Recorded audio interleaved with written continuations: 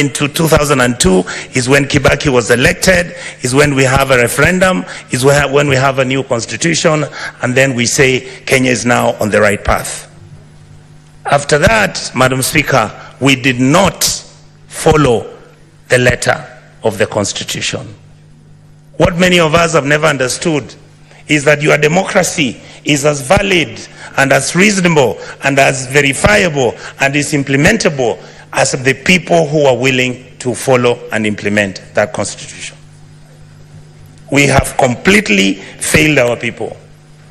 And that is why when the elections took over and we had challenges, and that is why when you look at our country and the crisis that has come up, when you look at the issues which are bedeviling our country, you realize that we are on quicksand. Unless you have old men and old women, people of dignity and decency, people who have got wisdom, people who are not greedy to fix this country, we will not have a country very soon. Madam Speaker, I've served as an assistant minister. I went to Cote d'Ivoire, sent by President Kibaki to go and visit President Gbagbo. I got into his house. He was wearing a vest. That time the military was around him. He was being deposed. 2 weeks later, he went home with his wife. They were half naked. Those sins are not sins that Africa should be proud of. Madam Speaker, our country has broken down. Our country has challenges. But before I go to how, in a short notice, what we can do, I would like to ask the President, and I asked him the other day, the children who died and the children who are in the prisons, please remove them. Those who have died, I want to ask this House, the Senate, let us make sure that those children get a state funeral. Those who are not criminals, these are children who had reached a dead end. Madam Speaker, what is wrong with our country? We call it a company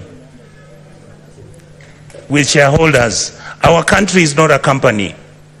Our company is Kenya, which is a state. It has 50 million people who all expect and demand certain services from the state. We, the politicians in this House, I heard my colleague speak. I am so happy that we are now telling each other the truth. We are the ones who carry militias. We are the ones who go and carry cattle rustlers. We are the ones who have got companies that are doing business in government departments. We are the ones who are stealing the money.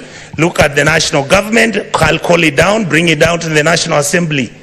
We must begin to look at issues like CDF. We must look at the Women Fund. We must look at the structure. Do we need all the people who have been given offices? I've been asking this publicly. Why are governors running county governments as if they are private companies where they are stealing money, buying properties abroad, driving such big vehicles, including ourselves? When did we decide that I must drive a car which is 4.8 cc? That at 3,000 cc is not good enough. When our children don't have medicines, when our women are not giving birth, when we can't feed our children, when we buy fertilizer, we deal on it, we sell some of it, we sell mchanga. We are bringing in maize when we are supposed to be planting maize and giving farmers fertilizers and giving them funds so that we can get production and increase that, so that we create jobs for our people. It is we politicians who go and buy 2 million metric tons of maize. We come and sell. We bring 3 million metric tons of sugarcane. Mumias is dying. Chemelil is dying. Sony Sugar is dying. Those are factories that used to employ people. Who are the biggest dealers of investment companies in Kenya? We, the political class. What happened to Kenya Airways? Look at it now. It's smelly, filthy. It was the pride of Africa. Who runs Kenya Power? Why are we not told who are the owners of the independent power suppliers of this country? Why are we not being told who owns our national parks? But you hear money is being stolen by none other than the elite and the political class. These people out here are tired. These people are tired. I was crying this morning today because we are messing up a good thing. We are messing up this country. Who wants to be a refugee? And there is enough for you people to eat, so long as you eat with manners. The revenue we collect is enough to run 8 African countries: Kenya, Rwanda, Burundi, Tanzania. You go to Congo, you go to South Sudan, you go to Somalia, and you go to Ethiopia. That's what our goddamn budget is. Just manage it, don't steal it. A few people are stealing too much. These kids out here, they know everything. They know your houses. They know where your kids go to school. They know which properties of land you have. Why must somebody have 4 million acres of land to his name? What happened to our mentality? Then we pretend and run to churches talking about Christianity, how Jesus... Do you understand what you are dealing with? The people out here don't even believe in God anymore. The people out here are tired of the lies, the religious organizations. And I have to say this, I'm a Catholic. I was so happy I saw the Purple Nuncio talk about the issues of a country. Let us forget that we can run this country as tribes. Let us accept that there is a new sheriff in town. That sheriff is the GNC. They are partyless, they are tribeless, they don't have money, they just have bundles and a phone. And they'll stop this country to move. I would like to plead with the members of this house, when it comes to looking at what role our committees are playing. Look at what happens. I want to thank my brothers Sifuna, my brother Chirargei. I want to thank Madam Dulo. These are, many of you may not know, we've never discussed it here. How many times we've been threatened that we are raising issues about county governments losing billions. I mean, who doesn't know how many governors own apartments and houses in Kilimani Road? Each one of them owning an apartment costing 1.5 billion shillings. Why didn't the fool just go and build a hospital where he comes from? How I wished we stole the money and put it at home. Some of them are going to Dubai. People are going to America. You see on social media. I just saw somebody commenting saying that the senators got nothing to do. I want him to tell me how he bought a Bentley and is an MP. Explain to me, how does somebody, I mean, the truth is, I'm born with advantage and privilege. That is the truth. I saw my father driving a big car when I was a small boy. That is not what drives me. What drives me is, how do you get a member of parliament driving a Mercedes that costs 49 million shillings? And we are watching, and that is normal. And it is okay. And it is okay. Shame on us. Then we make sure this money doesn't go to the schools. We make sure that hospitals have no money. We start building hospitals now. We want the poor people to come to those hospitals. Poor people can't come to Nairobi Hospital. They can't come to Aga Khan. They can't, some of them can't afford Kenyatta. You saw the other day, Kenyatta has a debt of 6.6 billion. The Eldoret Hospital, Eldoret KTRH, has a debt of 3.9 billion. When you ask, they tell you we don't know where the money went. Are we fools?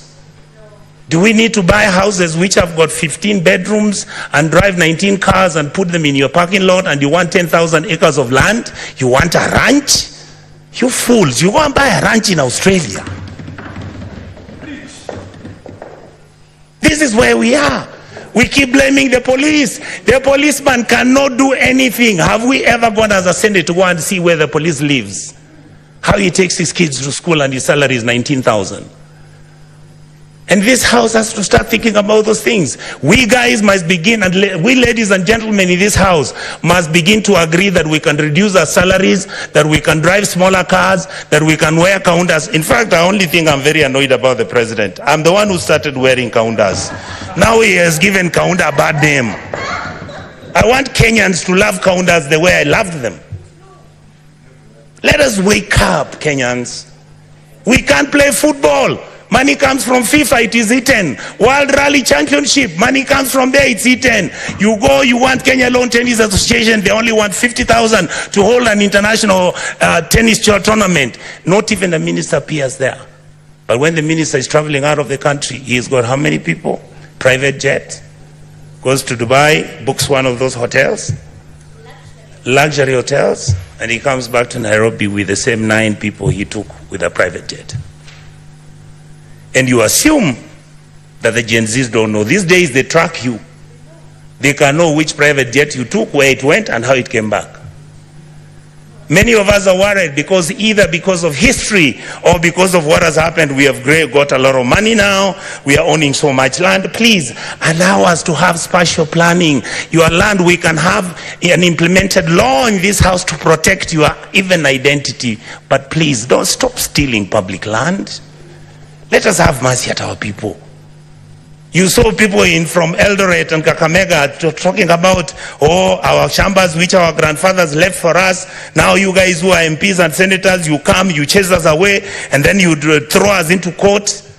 You go and bribe the courts. And I want to talk about the judiciary.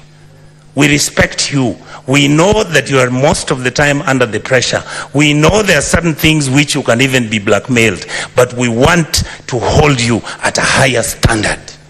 We must hold the judiciary at a higher standard, the legislators at the higher standard, and make sure the president is also at the higher standard. That is how we can move as a country and stop this nonsense. We behave like monkeys running through a forest looking for bananas without knowing whether it's the bananas they want or it's oranges.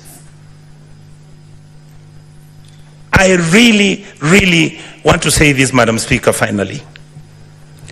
I was nearly giving up on my country. I have changed my mind because of today. The young men who are fighting for this country have done us proud. Let us treat them with dignity. Let us make sure we engage them. Let us stop doing the things which make them angry, desperate, and upset with the ruling class. The truth is, if this country breaks down, it takes all of us down. I can tell you, I was in South Sudan when we were doing the comprehensive peace agreement. I visited as a minister, as a young minister, to go and do what was called a referendum. I've been to Khartoum. I have been to Mali. I've been to a country in West Africa. I'll remember the name, Madam Speaker. You look at how people have been treated and how the political class has treated their people.